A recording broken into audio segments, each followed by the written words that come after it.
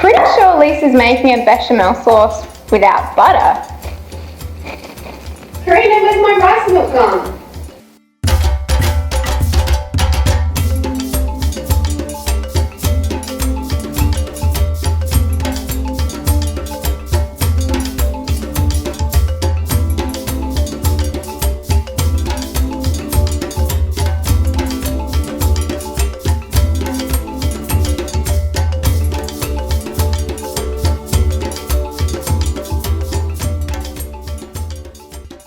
Today I'm doing a really simple tomato sauce.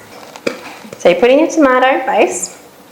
So you could be using fresh tomatoes that you've pureed through a mule yourself. I see a bolognese sauce as an opportunity to put lots of vegetables in.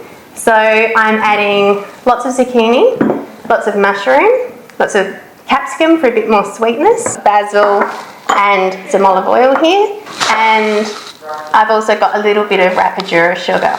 And the rapadura sugar is basically sugarcane juice, which is dried. If you want a little bit of protein or a little bit of meatiness in your sauce, you've got a whole lot of options. The easiest option is to add red kidney beans. The other things you could use would be various grains, so you could blend up some brown rice which is being cooked. You could use lentils, so there's a whole lot of options. So have a look, have a play and see what suits your taste buds. Okay, so pop that on the stove, give it a good stir, put the lid on and leave it on for at least an hour and a half.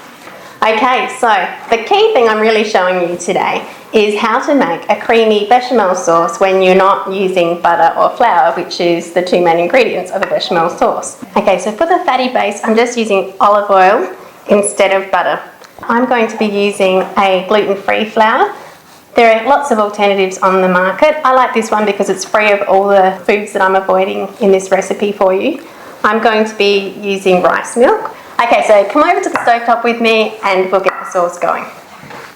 Okay, so you really want your sauce beginning to look like that. If it goes all dry and clumpy, then you need to start again, because if you start adding your milk to that, you're just going to get lots of lumps. Stir this continuously. Okay, so I've taken it off the heat while we add the milk.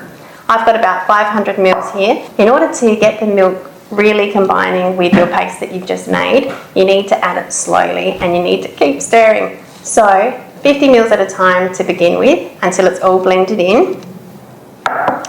And then you add another 50 mils. You don't want any lumps. Now's the time to get rid of lumps and to make it smooth. Okay, so you need to be stirring continuously until it comes to the boil and then let it simmer for 3 minutes, again stirring continuously through that time. Once you've done that, then you can take it off the heat. Okay, we're about to assemble the lasagna. Now my handy hint here is the more vegetables you can pack into your sauce, the better, because it will give you some more space in between your pasta sheets. So today, because I'm avoiding gluten, soy, dairy and egg, we wanted to make sure that we found a pasta which does avoid all of that. So I've been using the all grain ones because they're actually free of all those ingredients, and these particular ones are made of rice and corn.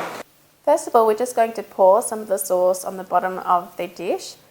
If you're using lasagna sheets like this, make sure you're packing them in nice and tightly, because that will give your final lasagna a lot more structure. And then some more of the sauce, followed by a drizzle of the bechamel style sauce. Now just repeat this process until you've used up all of your ingredients. And I like to leave a generous amount of the bechamel style sauce to put on top, because then it gives your lasagna a more creamier look and taste. Okay, so now it's time to pop it in the oven for 50 minutes. I'm going to keep it covered with foil for about half an hour to 40 minutes, and then I'm going to take the foil off so that the top can brown. Okay, so here's your almost everything free lasagna. So we're just going to let it stand and then it's time to serve and eat. Now it's your turn. Let us know what you think. Do you want to know more and see what the girls are up to tackling next week? Then head on over to the website and make sure you fill in your details and sign up for the newsletter. I've peeked ahead and I can tell you there are some really exciting things coming up. So stay tuned next week for more Alternative Chef.